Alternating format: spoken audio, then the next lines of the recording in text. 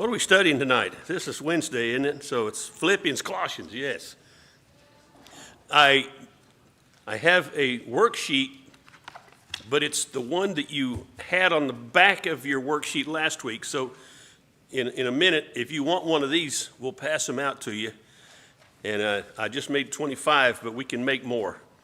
That's how that works. First, however, tell me what you know about the church in Philippi. Where would you go to read about its establishment? Acts, what chapter? You remember, you know the book.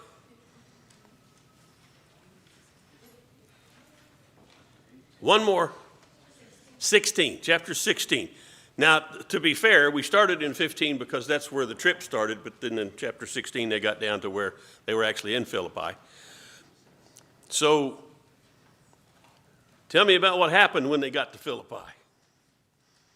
Where does Paul usually go when he goes into a new town to preach? Usually goes to the synagogue. Did he go into the synagogue in Philippi? Apparently there wasn't one, because that's not where he went. Where did he go? There was a riverside place where he thought there would be people coming to pray, and sure enough there were. Who showed up? The only one we know by name is Lydia. Tell me about Lydia. Seller of purple. Where was she from? Thyatira, from Thyatira. And she was doing business in Philippi. Is there any indication that she was a successful businesswoman? What might that be? And this is speculation. I'm just thinking in terms of what the text tells us. Yes, once she had obeyed the gospel, she invited Paul, and who was with Paul?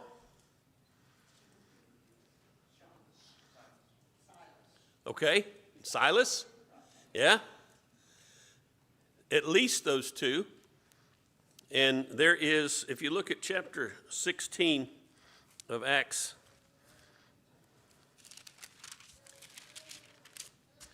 verse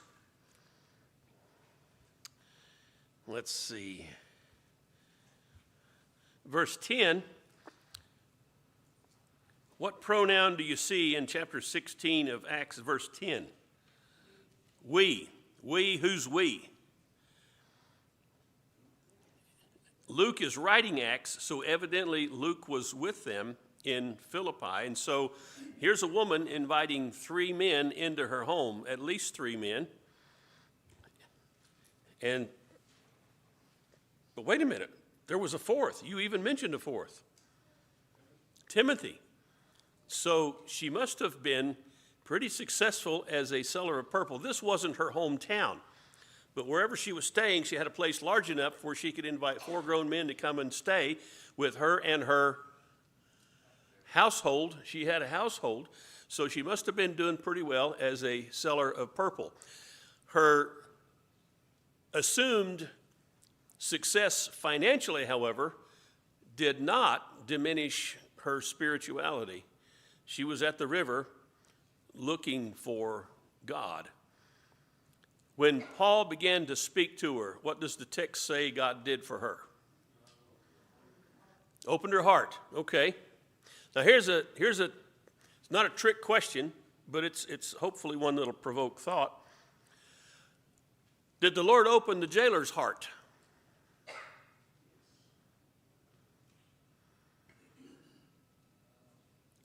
Does it say anything about that in the text? It doesn't. But did the man change his mind about what was going on? He changed his mind. Tell me the things that happened that may have caused him to change his mind. What's that? The prisoners did not run away, but okay. And what happened to make it possible that the prisoners could run away?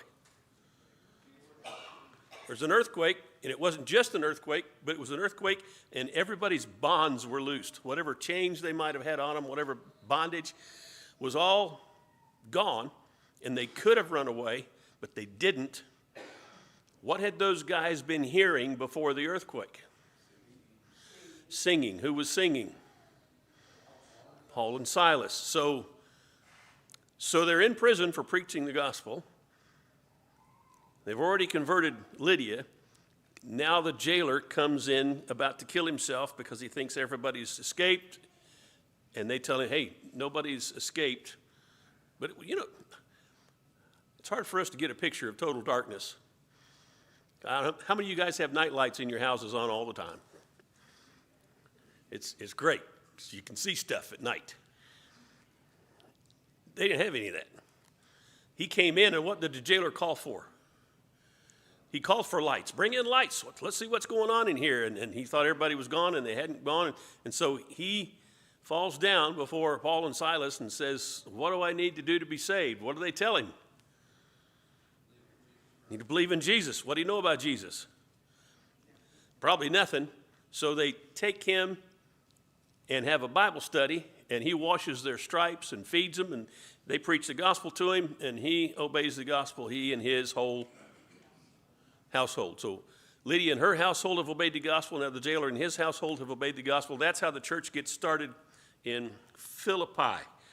All right. Who wants one of these worksheets if you need one from, all right, we'll just pass them out here. Yeah, I'll let you guys have them. But I'll take two of you, one for each side or three. Johnny, you qualify there. He's an educator, so he knows how to pass out worksheets.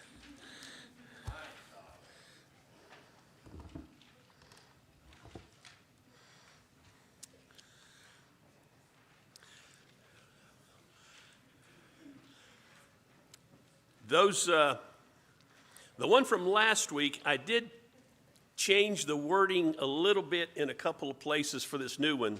So this is an upgrade, and I don't know why I wrote it down the way I did last time. And you know what? I gave every single one of them away. I don't have a worksheet to go on. I thought I kept back an original so we could make more. All right, here we go. Thank you, sir. What's that? All right. Opening one part. So we know in the Bible where it talks about God's given people understanding. He's opened their mind, understanding. He's opened their heart. It almost seems like a different context. That's all I'm saying. Like a different what? Context. Okay, yeah. So if someone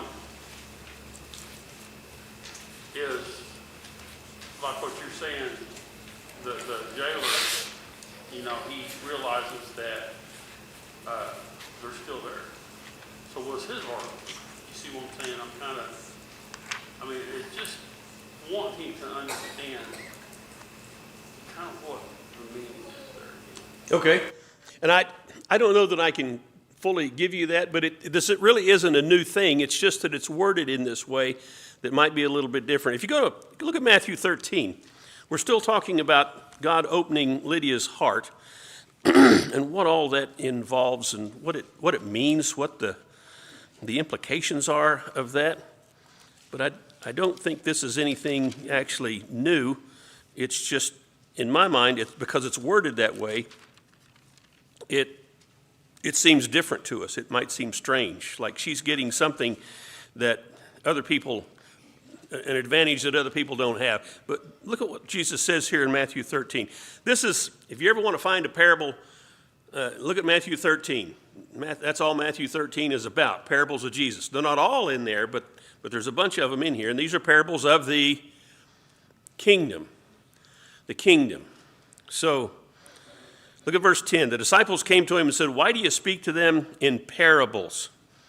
And Jesus answered to them, this is chapter 13 of Matthew, verse 11. To you it's been granted to know the mysteries of the kingdom of heaven, but to them it has not been granted. Now, reading this as Americans, we might think, wait a minute, that's not fair. How come some get it and some don't? Well, just keep reading. For whoever has, to him more shall be given, and he will have an abundance. But whoever does not have, even what he has shall be taken away from him. Therefore I speak to them in parables, because while seeing they do not see, and while hearing they do not hear, nor do they understand. In their case, the prophecy of Isaiah is being fulfilled, which says, you'll keep on hearing, but will not understand. You'll keep on hearing, but will not perceive. For the heart of this people has become dull. It has become dull. God did not make it dull. It has become dull. In this same chapter, Jesus is going to tell the parable of the sower. Sower goes out to sow, and the seed falls on 4 different kinds of ground. What's the first kind of ground? It's the pathway, the wayside soil. It's hardened. Nothing gets into that ground. No seed gets into it, so the birds come and they eat it and it's gone. What's the next kind of soil? Stony soil. There's dirt there. The seed gets into the soil, but what happens to it? You can read what it says. Verse 20. The one on whom the seed was sown on rocky places, this is the man who hears the word and immediately receives it with joy. Yet he has no firm root. Where? In himself. He doesn't have a firm root in himself. And it says, is only temporary, and when affliction or persecution arises because of the word, immediately he falls away. What's the third kind of soil? Thorny soil. It says in verse 22, the one on whom the seed was sown among thorns, this is the man who hears the word, and the worry of the world and the deceitfulness of wealth choke the word, and it becomes unfruitful. So does the word start growing in the stony soil? It does. But the guy's got no root in himself. He doesn't have any depth, and so it doesn't get very far. Does the seed take root and start growing in the thorny soil? Yes, it does, but the cares of the world choke it out. That's not God making a choice. That's the people making a choice. The hard soil, the wayside soil, they've already decided they're not going to listen to any of that junk. So then there's a fourth kind of soil. What happens there? It brings forth fruit. Does it all bring forth fruit the same? No, some 30, some 40, some 60, some 100, just depending on which version of the parable you read, which gospel writer says it. By the way, this is a parable Jesus probably taught dozens of times. So don't think that when you see a different percentage given in one gospel than another that, Jesus, there's a contradiction here. No, I don't think so. But the bottom line is, Jesus is quoting this text about their dull hearts. Look back up at verse 15 and finish the quote with me. The heart of this people has become dull. With their ears they scarcely hear. They have closed their eyes. It doesn't say God closed their eyes. It says they have closed their eyes. Otherwise, they would see with their eyes, hear with their ears, and understand with their heart, and return, and I would heal them. But blessed are your eyes because they see, and your ears because they hear. He doesn't say, blessed are your eyes because God made you be able to see. These guys have chosen to see.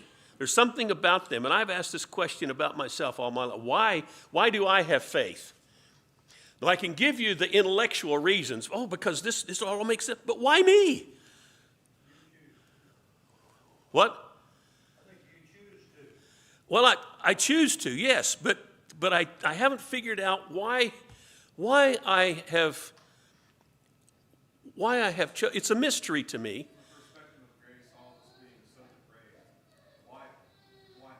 Yeah. Yeah. Why do I get to have this blessing? Why do I? And I don't understand it. Deserving under the prison. Why me? Yeah. And I don't deserve it. But why did God send his son? There's a passage somewhere that says, for God so loved the world. The world. He didn't say, and this is Jesus saying it, John 3:16. It's interesting, too, Jesus says that to Nicodemus before it's happened. God so loved the world that he gave his only begotten son, so that those who have eyes to see will be saved, right? No? The eyes to see is actually a gift. Yeah? Yeah? Well, keep your thoughts in Matthew 13 and go to John 3 where Jesus says that. And it all comes down to what we choose.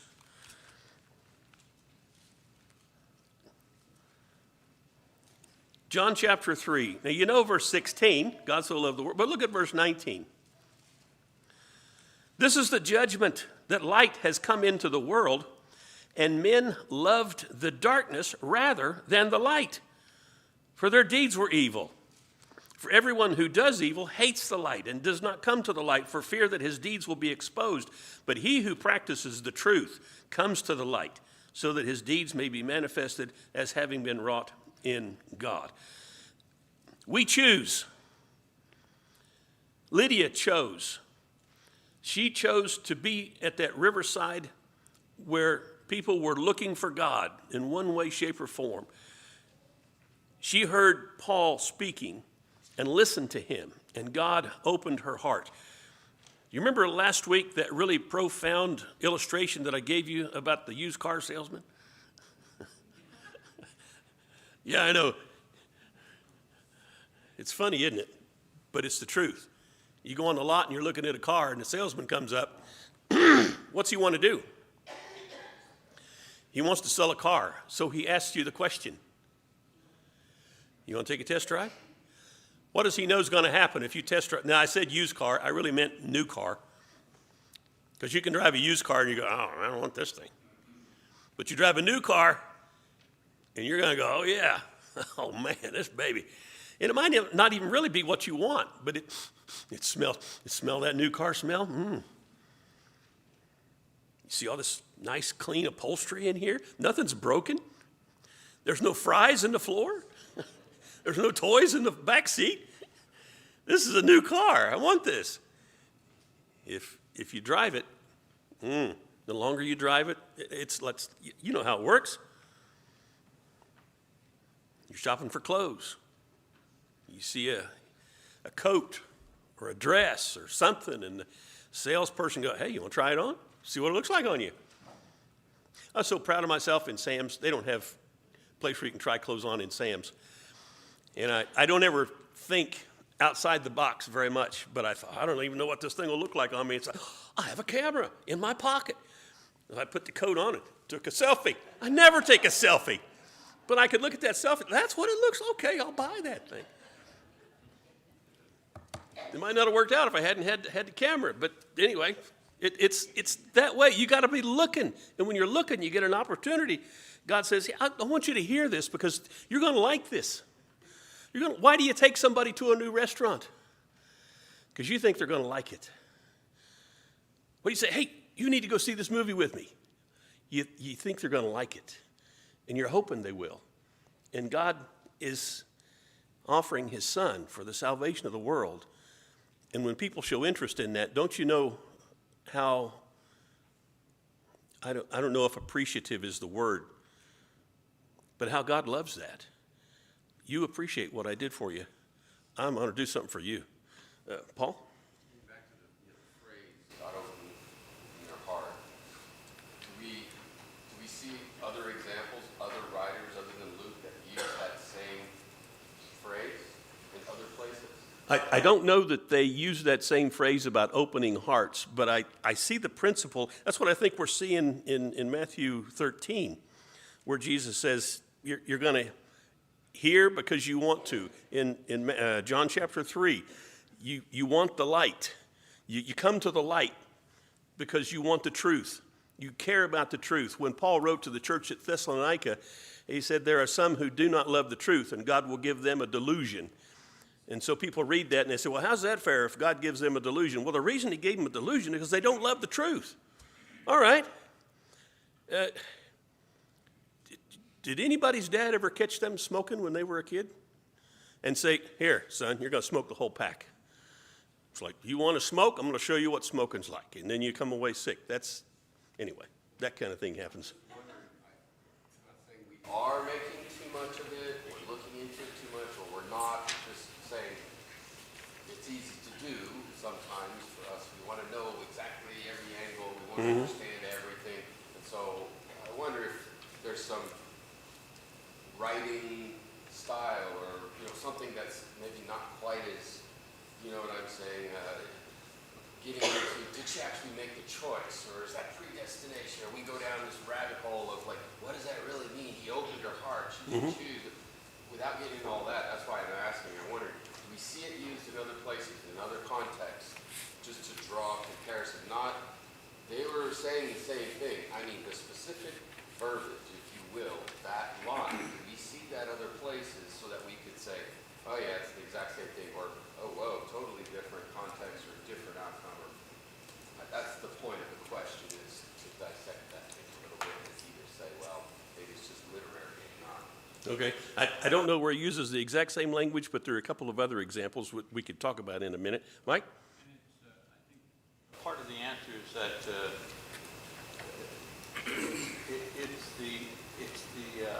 it's the outworking of what Jesus said: "Seek and you'll find." Mm-hmm. You know, so she was seeking, and she found.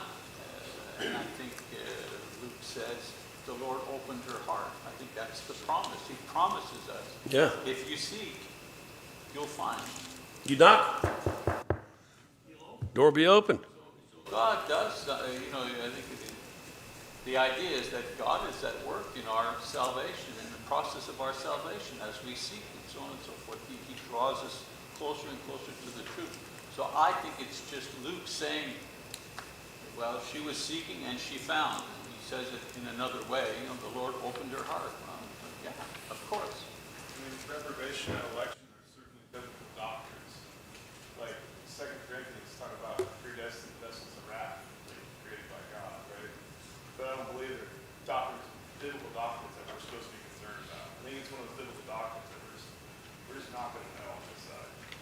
When it comes to like I believe that is a thing because it is in the Bible, but that's not something we're supposed to get wrapped around the wheel about. Right. As far as like, God's ultimate plan, who's going to be saved. I do believe that that is black and white, but that's not something we get like to go down a rabbit hole about. How do you help somebody who is? But we're not supposed to know who is or not. Like the argument, well, don't cast pearls amongst the swan. Well, it's not for us to know who the swan is. We're supposed to do what's biblically commanded of us to do. So it's kind of a junk argument. Yeah, and you don't know. You can't figure it out. Who's going to... Yeah. When, in Luke chapter 16, and I'm still working on this rabbit hole because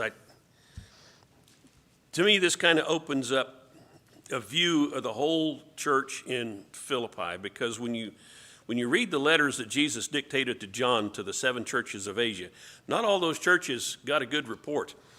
When you read 1 Corinthians, it's like the Holy Spirit says, Paul, you got to rake these people over the coals for some of the dumb things they're doing. Same thing in James. You read James, James is lambasting the church for all the evil things that they're doing, and it's like they don't even know they're doing it. And so James says in the first part of the letter, be swift to hear, slow to speak, slow to wrath, because the wrath of man doesn't work the righteousness of God. And I'm about to tell you something that's going to make you mad, and that's what he does in the next 4 chapters. So this is the way God works. This is the way any parent works who loves their child. They see behavior that needs correcting, and they take whatever steps, and they go as far as they need to go to correct that behavior. And that's what we see in God, and he's providing us all of the evidence possible to make a good judgment about him. So in Luke 16, we've got 2 men that die. Starting at verse 19, Lazarus dies. He was poor, but when Lazarus dies, what happens to Lazarus? The angels come and they carry him into the bosom of Abraham. Place of comfort, that's paradise, like Jesus told the thief on the cross, today you're going to be with me in paradise. Same place, same circumstance. And then the rich man died in verse 22. Where did he lift up his eyes in verse 23? Torment. He was in torment. So there's this conversation that takes place between the rich man and Abraham. He says, man, send that Lazarus over here that he might dip the tip of his finger in water and cool my tongue. I'm in agony in this flame. And Abraham says, no, there's a gulf between us and we can't pass. And then he says, the rich man says, I beg you, Father, verse 27, that you send him to my father's house, for I have 5 brothers, in order that he may warn them so that they will not also come to this place of torment. But Abraham said, they have Moses and the prophets. Let them hear them. What is Abraham affirming? The word of God is there, and that word is sufficient evidence for your brothers to believe. But this man argues with Abraham. What does he say? Verse 30. No, Father Abraham, but if someone goes to them from the dead, what will happen? They will repent. Is that true? What happened when Jesus was resurrected? Did all of Israel turn to Jesus? How many on Pentecost? 3,000 on Pentecost. Now we read that and oh man, 3,000, that's a huge number. Do you know how many Jews were in Jerusalem for the Feast of Pentecost? Probably multiplied thousands. And we read about 3,000. Jesus said there is a way that is straight and is narrow. And what did he say about that straight and narrow way? Few find it. Few find it. When Paul was on the Areopagus on Mars Hill, and he talked about the God that they had a monument to, the unknown God, he talked about groping after God. That's what we do all the time, isn't it? We grope after God. We're trying to figure things out. That's what we're doing here. We've got this one passage that says God opened her heart, and we're trying to, what does that mean? Because I want my heart to be opened. Is that not why we're talking about this and why we're interested in this? We want our hearts to be open. We don't want to be the soil that rejects the seed. We don't want to be the stony soil or the thorny soil. We want to be the good soil. How can we be good soil? Well, you're here. You're here. You're listening.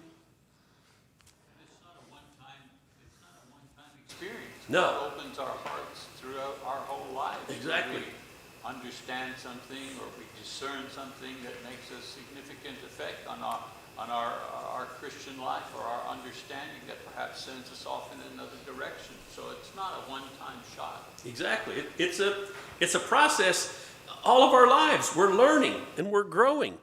And that's what we want. Very simple. You know, a daddy with a new baby, little girl or a little boy, or a grandparent with a new baby, little girl, little boy. Your heart's open. You know, but it's not the same, but your heart is open, and you're. Wow. You know, I mean, it's just like she was searching.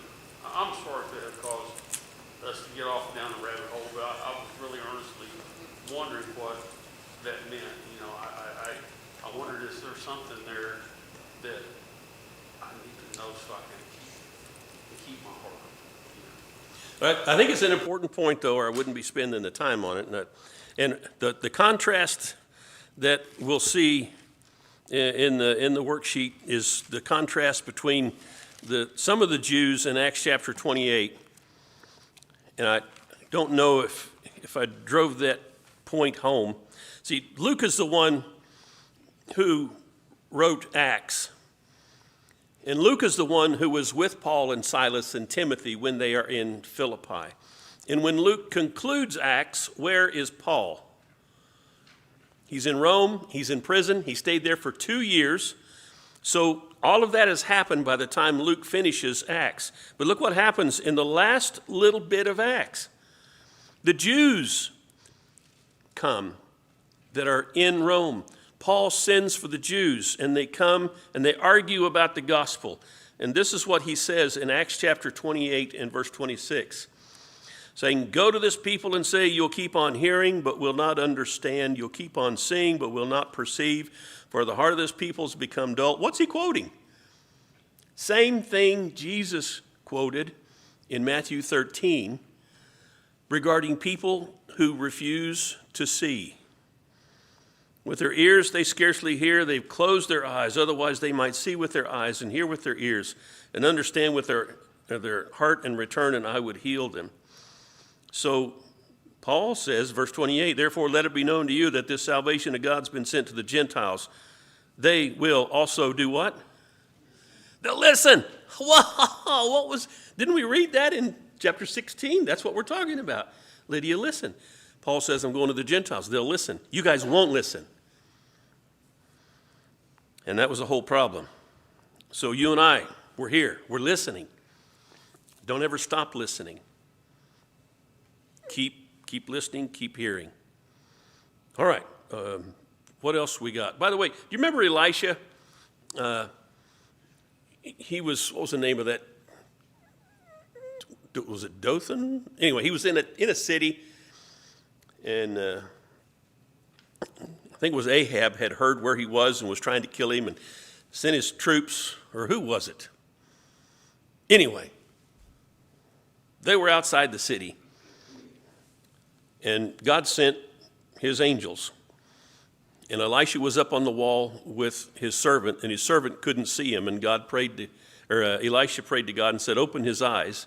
And God opened the eyes of his servant, and he could see the chariots of fire all around them, protecting them, the angels of God. It's like God can let you see things if you want to. That whoever that servant boy was of Elisha's, he didn't get down and run off scared. He stayed with his master. And so God enabled him to see what his master was seeing. That's what we want to do. We want to see things.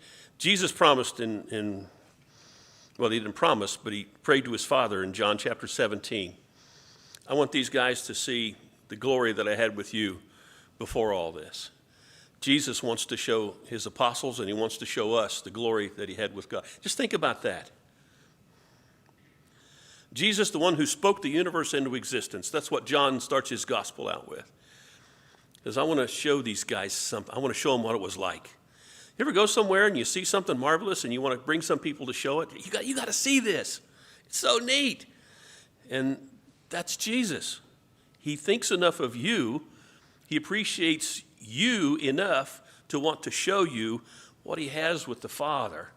And that's what he was praying about in John chapter 17, just before. Was that what you would be thinking about before you were going to go to the cross? And then here are people that are interested in God.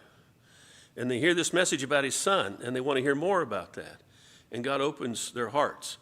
He opens Lydia's heart. Somehow he opened the jailer's heart with an earthquake and with all that came there. Maybe this, I don't know if he heard the singing too, but something opened his heart, and he was ready to hear that message, and his whole household converted. So when we're studying this letter that Paul sends to the church, those are the people he sent it to. And the church has grown. How has the church grown? Because when you read the first couple of verses of the letter to the church at Philippi, you're going to read about a church with shepherds, bishops, and with deacons. How do you get shepherds and deacons unless people are preaching the gospel and reaching out with the message of the cross?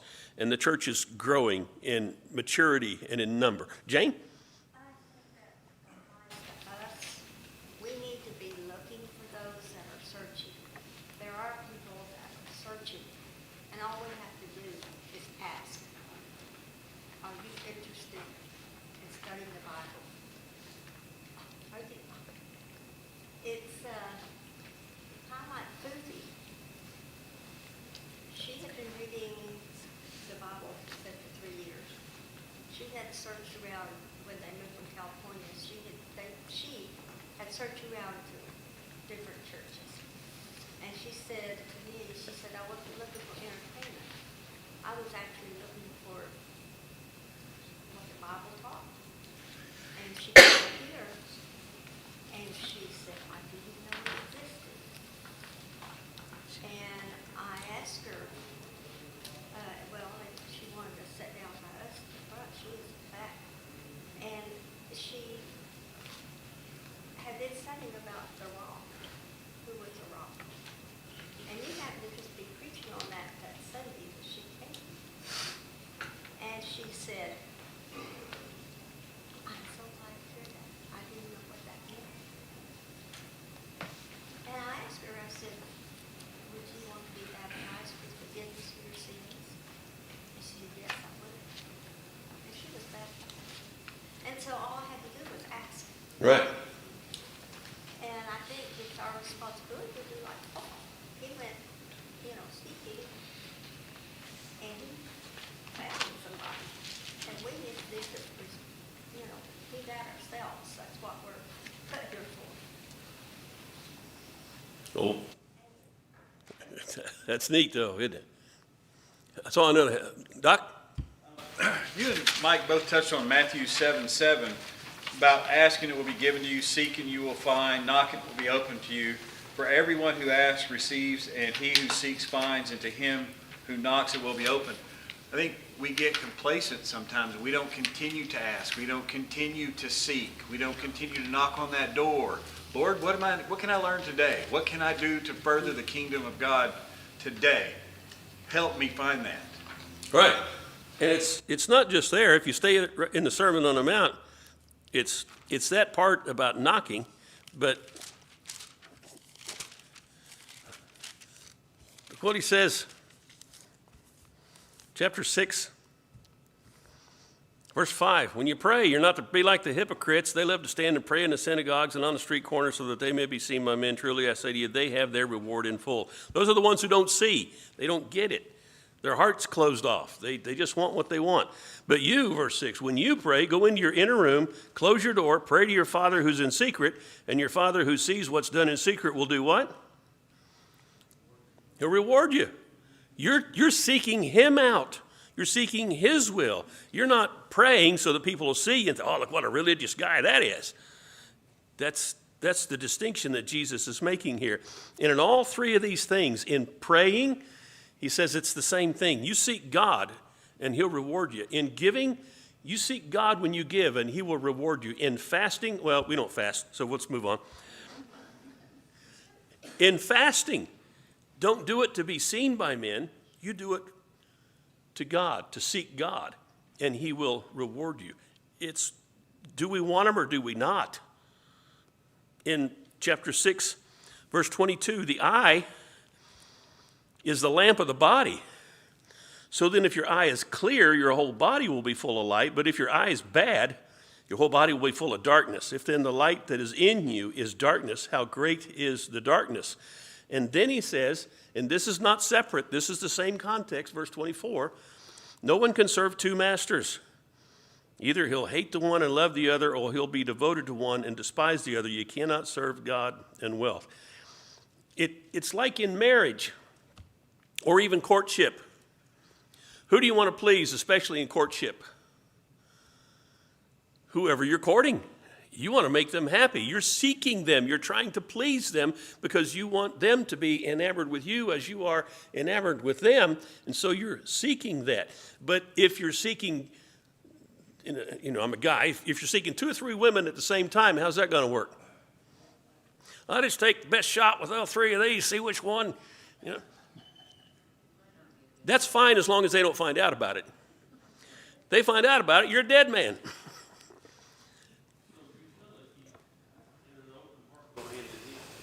What's that? Humility and an open heart go hand in hand. Sure.